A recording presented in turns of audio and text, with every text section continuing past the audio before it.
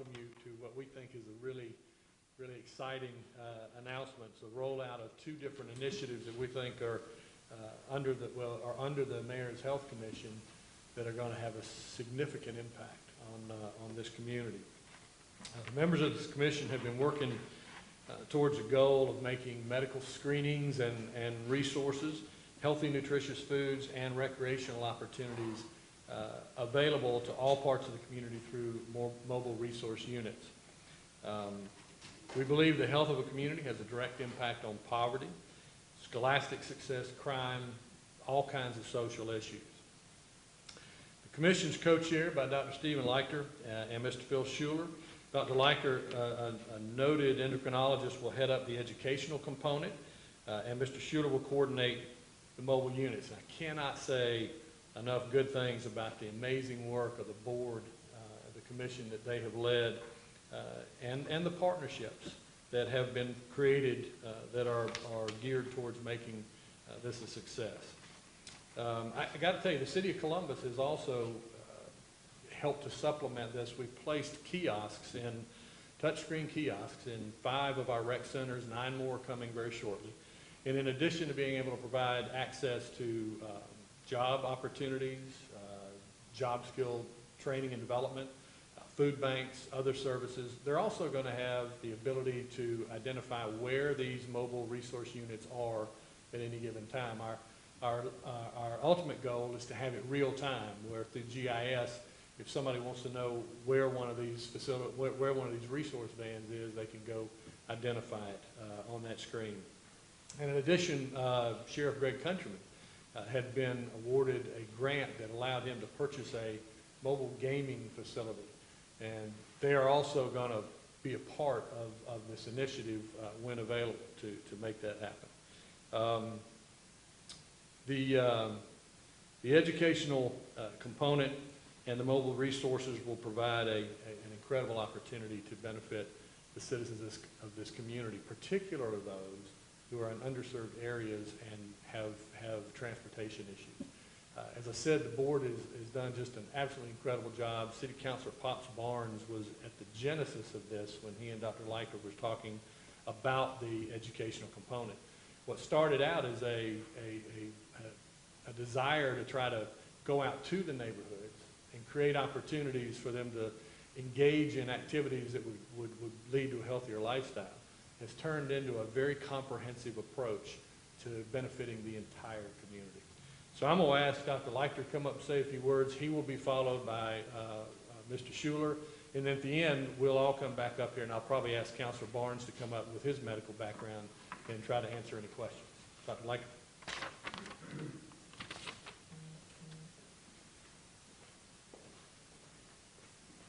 Good afternoon. I'm Steve Leichter.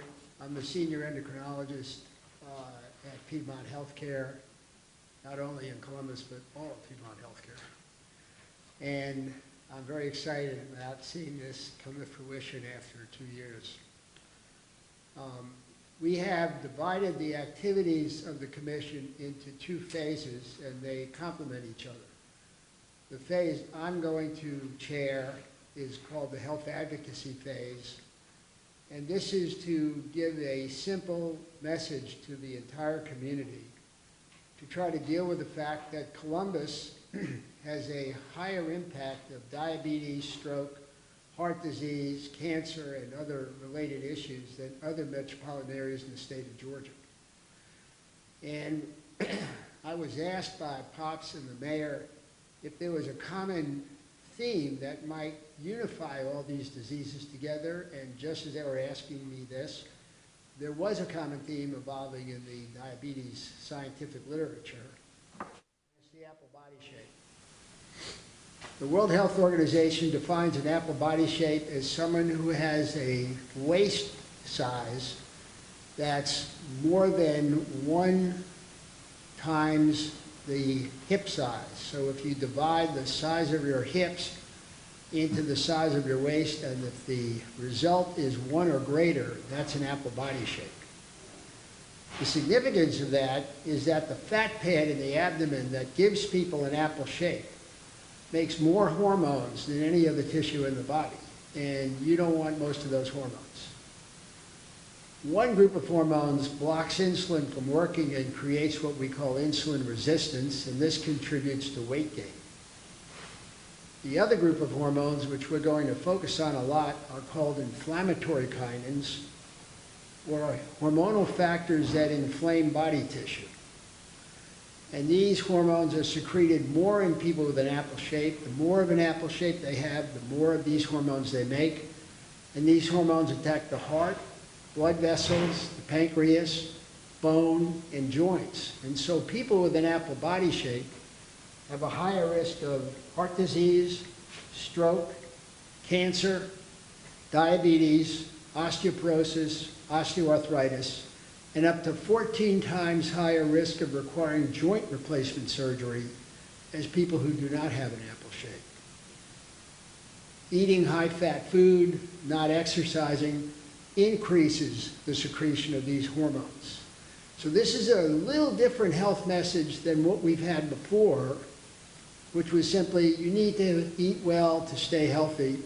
This is a much more detailed message. If you want to avoid having cancer in your lifetime, if you want to avoid having a heart attack, stroke, or requiring a knee replacement, you've got to avoid high-fat food, you need to exercise, and try to manage your apple shape. We've developed a lot of partnerships over the last 2 years throughout the community with many key organizations, including Piedmont Healthcare, St. Emory St. Francis Healthcare, the Health Department, city services, different practices in town like Columbus Clinic and Horizons, and a wide variety of organizations that we're excited are going to be a part of this. We worked hard on how to get the message of the apple body shape out. And what we're going to try to do is to work with each organization, whether it's AFLAC, or the Health Department, or the city schools, and shape messages to their configuration so that we can put the messages through their channels, their internet, their printed material, messages to their consumers, whether it's churches, and I'm going to come back to them in a second, or whether it's employees, so that people are much more aware that if you have an apple shape, you have a much higher risk of disease in your lifetime. Now, I've done things before with my friend Pops Barnes, who was a nurse that had to put up with me for years at Piedmont. And we've done a lot of work through the faith community. And Pops has shown me how dealing with the faith community is a very important way of impacting on people in the city. And so I don't want you to think that that's not going to be an important part of our efforts. Now, getting the message out also requires giving people the opportunity to follow a healthy lifestyle. And I'm so thankful that my friend, Mr. Phil Schuler, agreed 2 years ago to chair that section, and I'm going to ask Phil to come up and make some comments. Thank you, Dr. Lecter. I am so excited to be a part of this initiative. In all the things that I think Mayor Henderson has done, or the ideas and visions that he's had, in my opinion, this is the absolute best. It's very clear that God expects leaders of a community to take care of the people who are struggling, to help those who are underserved, who are disadvantaged. And this initiative really has just brought together so many really great leaders around Columbus in a partnership, as Dr. Lecter was saying and the mayor was saying. We are working with everyone from Piedmont to Emory to other healthcare providers in the community, United Way, Feeding the Valley. Just there's too many that there's no way I could name them all, but so many great people, the Department of Health. And what's so exciting is that when we bring everybody together, we have an ability to synergize and to have a collective impact that is so much greater than any of us could ever have on our own. Wisdom from Ecclesiastes talks about two are better than one because they have a good reward for their labor. And then it states a threefold cord is not quickly broken. And so the best part about what we're doing is to bring everybody together and to work together. And so on my side of the initiative, we've put together three arms of a mobile vehicle program that will go out into targeting these underserved areas. The first arm is going to be the mobile health clinic. Piedmont has had a mobile health clinic for a while, and they have joined with this initiative to really coordinate with everybody else and to ramp up what they're doing. The focus of the medical health unit is really going to be to bring access to medical care to those people in Columbus who just struggle to be able to get to the doctor or to have that access. When we looked at some of the statistics early on at the start of putting this initiative together, Columbus has just a disproportionately higher incidence of uninsured, people that just don't have health insurance, a much higher incidence of diabetes. When you look at the rates of how many people die from cardiovascular disease, it's a lot more people in Columbus per average than it is in any other place in Georgia or the nation. Just the averages in Georgia or the nation. This burden it's just so much greater in our city. And so this initiative is focused on helping reduce that burden and really shape a better future for Columbus by improving the health of everybody. So the mobile health clinic, the Department of Health also just recently got a mobile health clinic that's going to join as well there. They're going to really try to uncover chronic illness that's underlying that citizens have, maybe bad diabetes or other things that are going on. And then once they uncover that, get those people connected to a primary care physician who can bring them under their care and really get that under control. The second arm is going to be a mobile vehicle that's going to be a mobile farmers market. That's going to be run by UGRO. Olivia Amos is heading up that arm of the program. And that's going to bring food to people who really need it. When we looked at the numbers, again at the start, food insecurity, there's an incidence of 21% of people in Columbus reported that they just don't have enough food. They're struggling. And that's versus 16% for the state of Georgia. So Columbus, again, there with the food insecurity, a higher burden than the state and then the national average as well. And so in partnership with Feeding Valley, they're going to take food out with this mobile vehicle and just give away healthy food to many of these people who just don't have enough. The second part of that program is going to be to connect with local farmers like Mercymed and others in the area, and also offer those people the ability to purchase healthier foods. And they'll get through a sponsorship and a partnership with some other nonprofit organizations, they'll be able to get twice as much food using their SNAP benefits. So it's a really great program. The third mobile vehicle program is going to be under the leadership of Holly Browder and Parks and Rec, in partnership with them. And she's going to run a roll and rec mobile is what she calls it, a vehicle that's going to go out and just try to get people in the community moving, get them active, exercise a little bit, have some fun. That's going to be focused more, especially with the kids, trying to get them just out and, away from the screens and just doing some things. And of course, that activity is a big part of overall health. And so with the partnership with these three arms, the mobile health vehicles, the mobile food vehicle, and the mobile recreation vehicle, we are excited that this program is really going to be able to make just a tremendous positive impact on the health and the well-being of our community as a whole. So I'm going to finish with that section, and then I guess everybody's coming back up to answer questions. Yeah, if there are any questions, and I'm going to ask Councilor Barnes to come up. Councilor Barnes has been an incredible advocate for health care issues while on council and even prior to, and he can answer some of these questions as well. But if you have any questions, just help us out.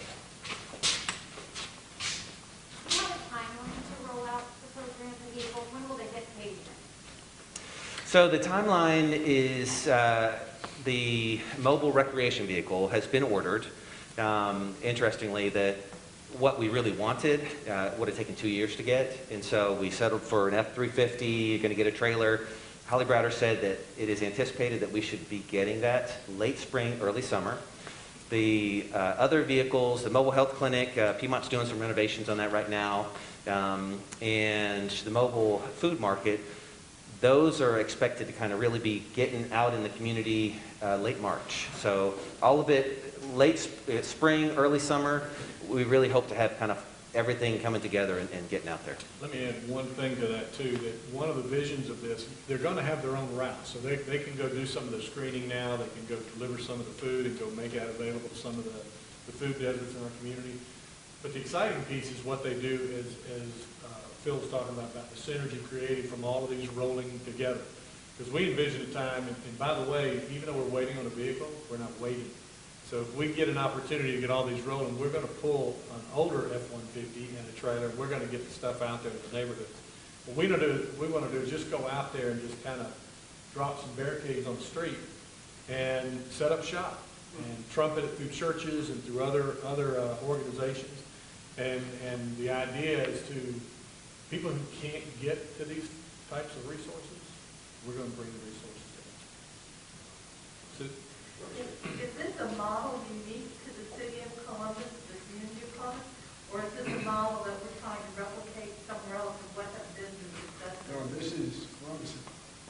Wow, that's great. Yeah, so there are other types of mobile vehicles in other places. There are mobile health clinics, or there are even some mobile pantries, not as many of those, but what's really unique to Columbus is this, the Mayor's Health Commission that is really forming the unity and the collaborative partnership and the synergy so that all of those are really working together. And now, on top of that, my side of the operation is to make sure that there's a filtering of the information about why this is so important for people through the providers in town, the health organizations in town, and other organizations as well, such as the colleges, schools, so that there's an underpinning of why is it important. Because up to now, having done this as long as I've done this, I've seen all kinds of health and wellness messages. You know, you really need to help. Yeah, I'll do that tomorrow, but today I'm having. But this is a lot different. And we use that in our diabetes center. If you eat high-fat food, that's going to give you a heart attack. That's eventually going to give you cancer. And people don't know that. They don't know that they're making these hormones from belly fat.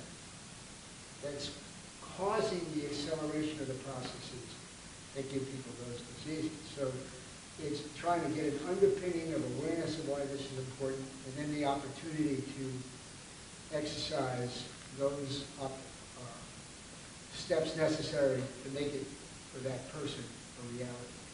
and Susan, to build on that, the mobile resource units, one of the things we're excited about in it, the health piece is critical, but the recreation, I think, is going to help to build some excitement around these three different vehicles arriving. And what it also allows us to do, where we have some limited resources from Parks and Rec, and right now with labor shortage, it's hard for us to find programmers. This allows us to put a programmer in that vehicle and go to these neighborhoods that may not have a rec center right on the block. And let me give you a link of how this scientifically occurs.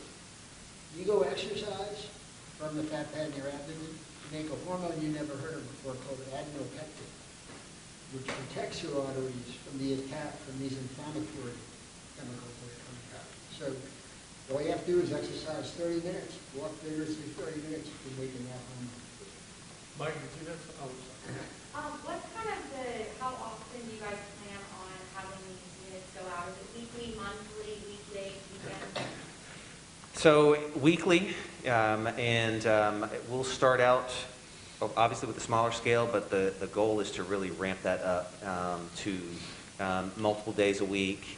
And then we really would like to plan successive big event days, if you will, where they're all just kind of, connecting, and all of the vehicles are there at the same place, and just so that it can be a place where people can just get whatever they need, food, medical care, just have some fun, exercise, just be doing everything all there in one location and in the neighborhoods where they live. Nick? I had a question about, how does the mayor's commission decide for what areas these units go into? What are the conversations around that? What are the thresholds for, yes, we need to go to these areas? So a couple of parts. We, through the partnership where everybody just kind of comes together, and typically because of COVID, we've done that virtually. We'll work with the United Way, the Columbus Housing Authority, Piedmont and Emory both. They have data on the zip codes, if you will, where there's a higher burden of these conditions, and the places where there's a higher incidence of food insecurity. So just through kind of everybody coming together and talking through that, looking at the data, that's how we identify, the places. And honestly, those are usually the same places. The places where there's a high food insecurity happens to be the same place where there's a high incidence of diabetes, cardiovascular disease, those type of things. And so it just, it really all comes together very well that way. And I think you'll see at most of these locations and the schedules being driven by the mayor's commission.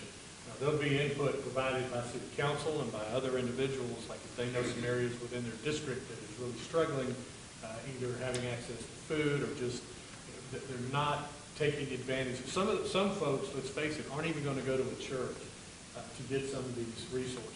So it will, in all likelihood, be driven from a scheduling standpoint by the mayor's commission. Just a quick follow-up, were there particular areas in town or neighborhood or zip codes where you guys saw immediate need, and where were they? So, I think I have the data in front of you, but. well, I wrote it down. So initially, some of the areas of focus are going to be Wilson Apartments areas, Patriot Point, Arbor Point, Warren Williams, Nicholson Terrace, BJ Knight. And those, again, those are a lot of the areas where we were talking actually yesterday, and Olivia Amos had mentioned those were the recommended areas from the Housing Authority. And then Melanese Close with Piedmont, who kind of runs the mobile health clinic, was like, we're going to a lot of those same areas. So there's just that overlap. So, so the Housing Authority has been a big help in that. But the hospitals also gather data, which kind of ties into, for instance, where they seeing the most readmissions come from, those type of things as well. Does that answer? Thank you. You mentioned that Columbus led the state and probably the nation in those type of situations in terms of heart disease, strokes, diabetes. How did Columbus get it? I'm assuming when you mentioned Columbus, you're going to probably have to throw Phoenix City and surrounding area in the same basket. What did this area do differently, and how did we get it? I'd like to answer that question. I've been waiting. Mike, you must have been reading my mind. You know, Yes, like we have that at ESP. I want to tell you, this is not a spin-off from any other place. That's the exciting part about this. There was a movie a couple of years ago, a fantastic adventure of voyage. This is a fantastic adventure.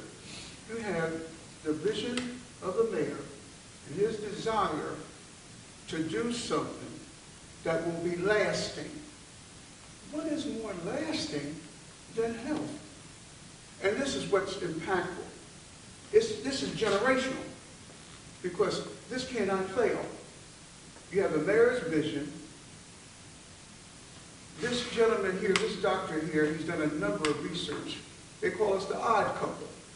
I wonder why. They call us the odd couple. This is the best endocrinologist I have ever met. And he lives, breathes, sleeps, dreams, health.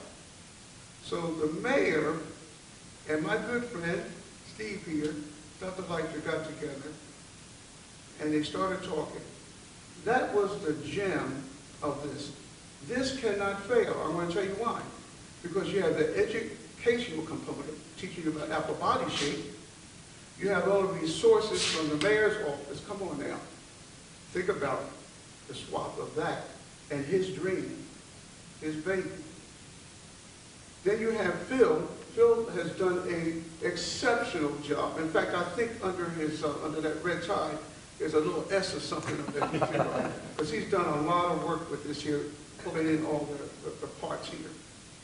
This cannot fail. The exciting part about it is if you think everyone in this room can identify with someone who has hypertension, heart disease, kidney failure, something that's linked. And as Dr. Leitner said, a lot of people don't realize how that's linked to diet, to nutrition, all the things that we're speaking about.